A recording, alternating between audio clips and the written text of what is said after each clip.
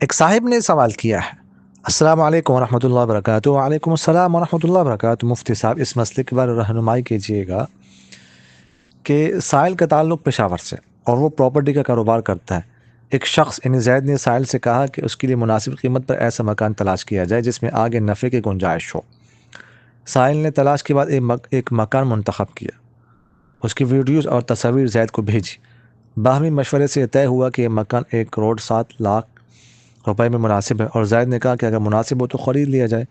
بعد ازاں سائل نے مالک مکان سے بات کر کے یہ مکان 2 کروڑ میں خرید لیا اور زید کو 2,10,00,000 روپے میں فروخت کر دیا۔ نیز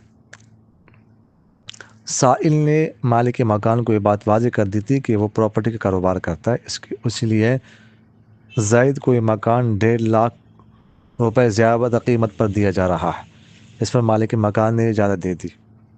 دراصل طلب امر یہ ہے کہ آئے اس طرح 1,50,000 روپے زائد لینا شرعاً جائز ہے یا نہیں۔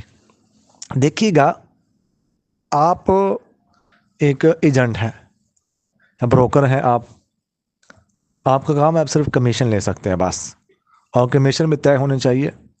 ایک پارٹی سے بھی لے سکتے ہیں، دونوں پارٹیوں سے بھی لے سکتے ہیں، جتنی آپ طے کر لیں یا عرف میں طے ہوں 1%، 1.5% جو بھی ہے۔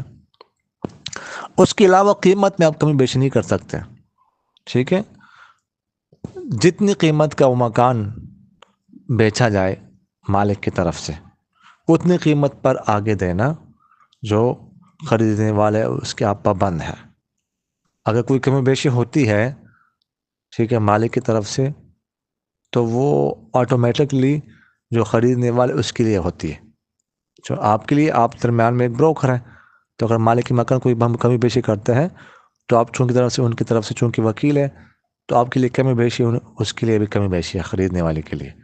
ہاں، جو آپ کی کمیشن ہے وہ آپ لے سکتے ہیں، اس کے علاوہ اور آپ کو کوئی قیمت میں کمی بیشی نہیں کر سکتے۔ جزاکم اللہ خیر۔